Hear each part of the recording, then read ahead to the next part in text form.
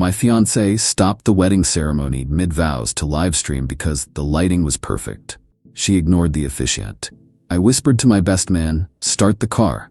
I walked out, leaving her at the altar talking to her chat. She only realized I left when the comments asked, "Where's the groom?" I, 33 male, walked out of my own wedding 3 weeks ago.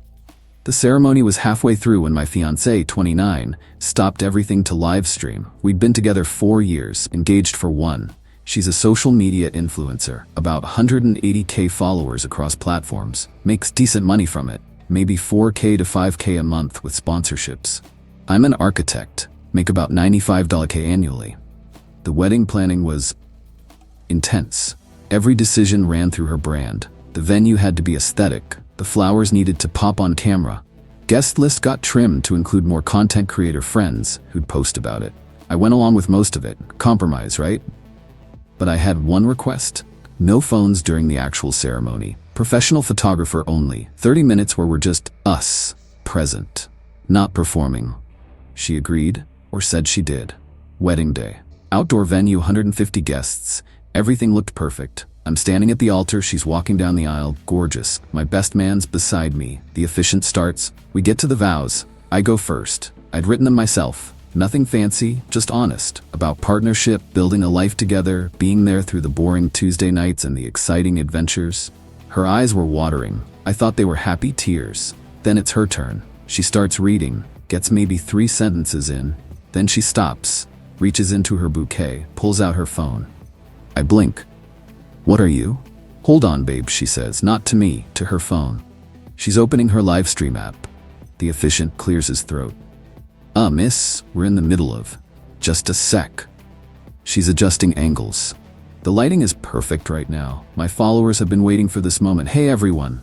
She's talking to her camera now, voice completely different, higher, performative. I'm standing there, frozen. Our guests are murmuring.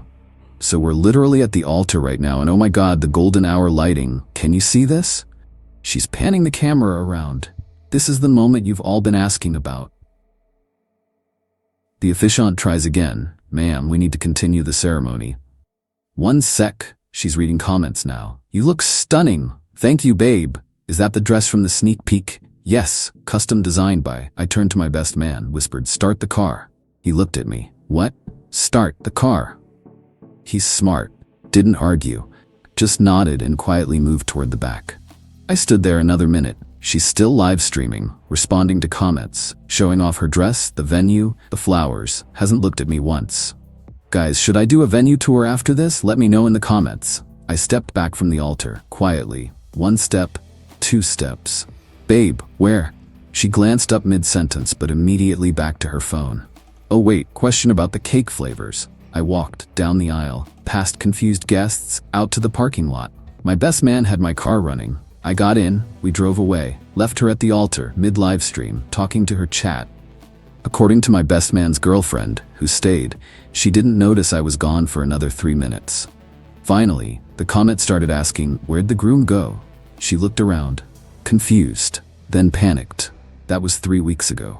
Update 1. 1 week later. The aftermath hit fast. She called me 89 times that night. I didn't answer. Her maid of honor called. Her mom called. Her dad called. I turned my phone off, stayed at my best man's place that night, turned my phone back on Sunday morning. 412 notifications. Texts, calls, DMs, emails, all variations of "what the hell" and "come back, we can fix this," and "you're overreacting." Her first voicemail, crying. "Babe, please, I don't understand what happened. Call me back. Everyone's asking questions and I don't know what to say." Her 10th voicemail, angry. "This is ridiculous. You left me at our wedding. Do you know how humiliating that was? Call me now." Her 20th voicemail, bargaining. "I'm sorry about the phone thing, okay? I wasn't thinking, but we can still do this. The venue might let us reschedule." I didn't respond to any of them. What I did do, called the venue coordinator, explained the situation, asked about the contract. Turns out wedding happened, ceremony started, even if it didn't finish. No refunds. We'd paid $12,000 for the venue, catering, bought everything. Split 50-50 per our agreement. I'm out $6,000. So is she. Contacted our landlord. We had a lease together on a 2-bedroom apartment, both names on it. Lease ends in 4 months. Explained the situation. She said I could pay my half and move out, but I'm still legally responsible until the lease ends. Started looking for a sublet. Called my family, told them what happened. My mom was surprisingly unsympathetic to my ex. I knew those phones were going to be a problem. Returned wedding gifts. All of them. Spent 2 days writing notes, reboxing items, visiting the post office. Due to unforeseen circumstances, the wedding will not be taking place. Thank you for your generosity. The real chaos started midweek. She showed up at my work. Building security called me. There's someone here demanding to see you. Says she's your fiancée. Not anymore, I said. Tell her to leave. Security escorted her out. She recorded the whole thing, posted it on her social media with a caption about being silenced and not getting to tell my side. Her side, according to her posts, I'm controlling and jealous of her success. I've always hated her career. I humiliated her by leaving because I couldn't handle her having followers. The phone thing was a brief moment to share joy with my community, and I weaponized it. Wild. Then came the financial demands. She wanted me to pay for her half of the wedding costs, $6,000, because I caused the cancellation. A new dress. She'd sold her wedding dress to a follower for $800, now regretted it.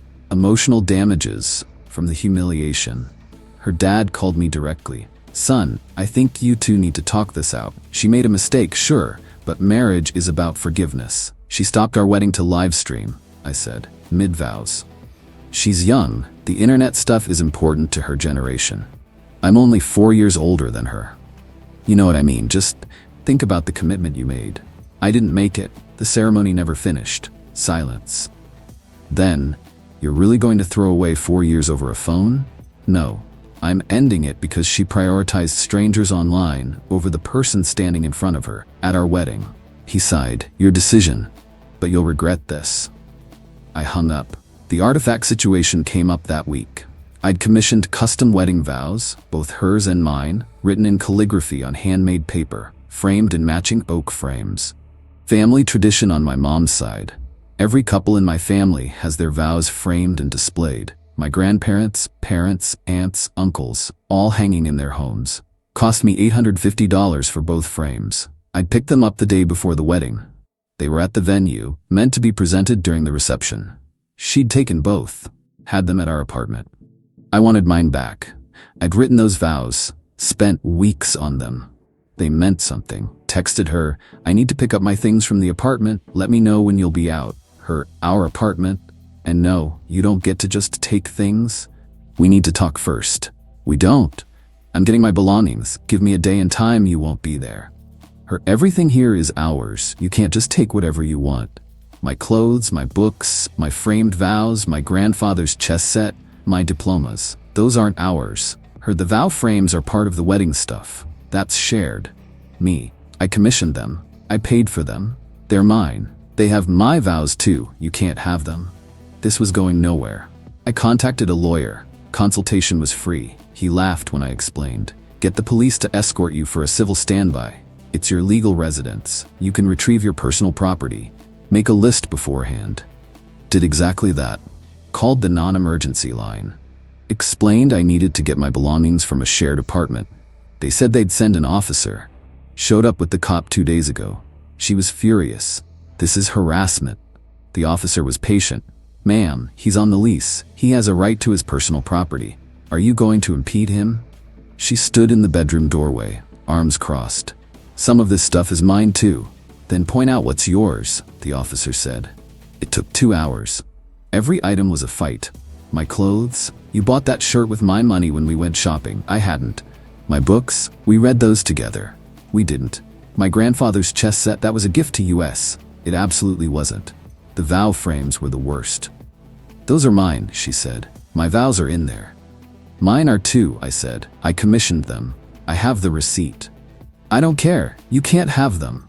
The officer intervened. Who paid for them? I did, I said. Showed him the email receipt on my phone. $850. My credit card. Take them, he said. She screamed. Actually screamed. You can't do this. Those are part of the wedding you ruined. I took both frames. Packed my clothes, my books, my chess set, my diplomas. Everything I could prove was mine. Loaded it all in my car, drove to my new studio apartment I'd just rented. First month plus deposit was $2,400. Smaller than I wanted, but it's mine. No lease shared with her. Hung my vow frame on the wall. Weird to look at now. All those promises I'd meant, that she'd apparently cared about less than her follower count. Her frame is in my closet. Not sure what to do with it yet. Update 2. 2 weeks later. She escalated. Hard. First, she started a narrative online. Posted a 15-minute video telling her truth. Claimed I was emotionally abusive throughout our relationship. Said I isolated her from friends. I didn't. Said I controlled her finances. We had separate accounts. Said I'd been planning to leave her and just needed an excuse. Her followers ate it up. You deserve better. He was threatened by your success. Men can't handle independent women. Started getting messages. People I didn't know. Calling me abusive, controlling. Some threatened to expose me. One said they'd contacted my employer. My boss called me in. Someone sent an email claiming you're dangerous. Obviously I don't believe it, but I need you to be aware. My ex is running a social media campaign, I said. She's upset I ended things. Keep it out of the office. I don't want drama here. Fair. Then her mom got involved. Showed up at my new apartment. I have no idea how she found my address. Knocked on my door at 7 p.m. I opened it. Can I help you? We need to talk about my daughter. No, we don't. You humiliated her, in front of everyone. Do you understand what you did to her career? Her career? I blinked. She stopped our wedding to livestream. That's what happened to her career. She was sharing a beautiful moment. You made it about your ego. I made our wedding about us. She made it about her followers. She's lost sponsorships. Brands are dropping her. People are calling her unprofessional. That's not my problem. You made it her problem. She could sue you for this. For what? Leaving my own wedding? Emotional distress, loss of income, breach of contract. We never got married. There's no contract. She started crying. She loves you. She made a mistake. Can't you forgive her? I did forgive her. I forgave every time she prioritized her phone over dinner, over conversations, over dates. I forgave when she posted our private moments without asking. I forgave when our anniversary became a content opportunity. I stopped forgiving when she did it at our wedding. Her mom left, but not before saying, "You'll regret this. You're throwing away a woman who loved you." The legal threat wasn't empty. Got served with papers 3 days ago. Small claims court. She's suing me for $8,200. Breakdown: $6,000 for her half of wedding costs, $1,200 for emotional damages, $1,000 for lost income from canceled wedding content. My lawyer, who I'm now paying $200 an hour, found it hilarious. She has no case. You can't sue someone for leaving a wedding. That's not how contracts work. What about the wedding costs? You both signed a contract with the venue. You're both liable for your portions. She paid hers, you paid yours. She's trying to double dip. Court date is in 6 weeks. Meanwhile, the actual consequences of her actions started showing up. Her follower count dropped. Not massively, but noticeably. Down about 15K. People started commenting things like, maybe focus less on your phone and more on your relationships. Her engagement rate tanked. She lost 2 sponsorships.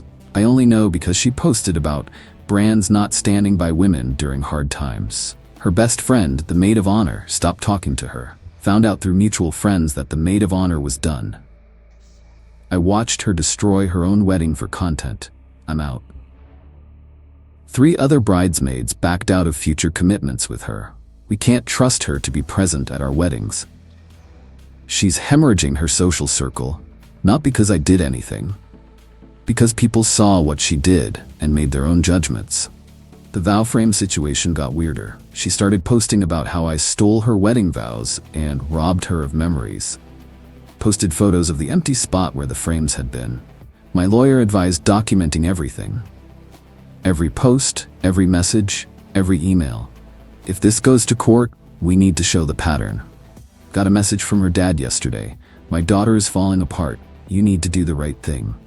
I did, I replied. I chose self-respect. The really messed up thing? Part of me still misses her. Not the influencer persona, the person I met 4 years ago, before the follower count mattered more than the person in front of her. But that person's been gone for a while. I just didn't want to admit it until she stopped our wedding to check her comments. Final update. 3 weeks later. Small claims court was last week. Quick summary, I won. She got nothing. The judge was not sympathetic. Her lawyer, some guy who does social media law, apparently, tried to argue that I had breached an implied contract by abandoning the ceremony. My lawyer countered with, Your Honor, the defendant stopped the ceremony to live stream on social media, despite prior agreement not to use phones during the ceremony. My client left a ceremony that had already been disrupted. Judge asked her directly, Did you stop the ceremony to use your phone? I was sharing a meaningful moment with my community. It was less than 5 minutes. Did you or did you not interrupt your own wedding ceremony to film yourself? Pause. Yes. But then the plaintiff didn't abandon the ceremony. You did. Judgment for the defendant. Case dismissed. She cried. Her lawyer looked frustrated. Her dad, who'd come for support, just shook his head. Outside the courthouse, she tried one more time. Please, can we just talk? Really talk? We have nothing to talk about. I'm in therapy now, working on phone addiction. I see it now, how bad it got. I'm changing. That's good, for you. We could try again, start over. I'll be different. I believe you'll try to be different, but I'm done. Because of one mistake? Because you couldn't be present at our wedding. If you can't be present for that, you can't be present for the boring Tuesdays, the sick days, the hard conversations, the moments nobody sees. She didn't have a response to that. The financial aftermath settled out. I lost $6,000 on my half of the wedding. Not getting that back. Lawyer fees cost me $1,200 total. First last deposit on my new apartment was $2,400. The vow frames, $850, but I got both. Total cost of ending that relationship, $10,450. Worth every penny. The apartment lease ended 2 weeks ago. She moved back in with her parents. I renewed my studio lease for another year. It's small, but it's peaceful. The social media thing died down eventually. Her follower count stabilized around 160K. She still posts, but the engagement is lower. Fewer sponsorships. She got a part-time retail job last month to supplement income. Saw it on her Instagram, framed as getting back to my roots, but it's clearly financial necessity. She posted one final video about me 2 weeks ago. A message to my ex. Talked about forgiveness and growth and learning from mistakes. How she hopes I find happiness. Very magnanimous. I didn't watch it. My best man's girlfriend did, and summarized it. My family's been supportive. My mom was relieved, honestly. I like her, but the phone thing was worrying me. Friends were split. Lost a few who thought I overreacted. Kept the ones who got it. Started dating again last week. Casual. Coffee with someone from a friend's board game night. She asked about my last relationship. I gave the abbreviated version. She stopped your wedding to live stream? Yep. During the vows? Mid-Vows. And you just walked out? I did. She laughed. Good for you. Seriously. We're getting coffee again this weekend. The vow frames are still a weird thing. Mine's on my wall. Hers is still in my closet. I thought about mailing it to her or throwing it away, but something stopped me each time. My mom suggested donating it to a craft store. They could reuse the frame, paper, materials. That felt right. Dropped it off yesterday. Let someone else make something beautiful out of it. Kept mine though. Those words still mean something, even if I didn't get to say them that day. They're a reminder of what I want in a partner. Presence, partnership, someone who chooses me, not their audience. Got a text from her yesterday, from a new number. I don't know if you'll read this, but I'm sorry, really. I see it now. What I did, what I lost, I hope you're happy. I didn't respond. There's nothing left to say. Someone asked me the other day if I regret it. Walking out, ending it the way I did. No regrets. She made a choice. Multiple choices, really. To prioritize her online life over our real one. To stop our wedding for content. To value comments over commitments. I made a choice too. To value myself enough to walk away. Best decision I ever made. The wedding that never happened cost me $10,450 and taught me exactly what I won't tolerate. Seems like a fair trade. Moving forward now. Studio apartment, new hobbies, better boundaries. Actually present in my own life. She's welcome to her 160K followers. I'll take the 5 to 10 real people who show up when it matters. That's enough for me.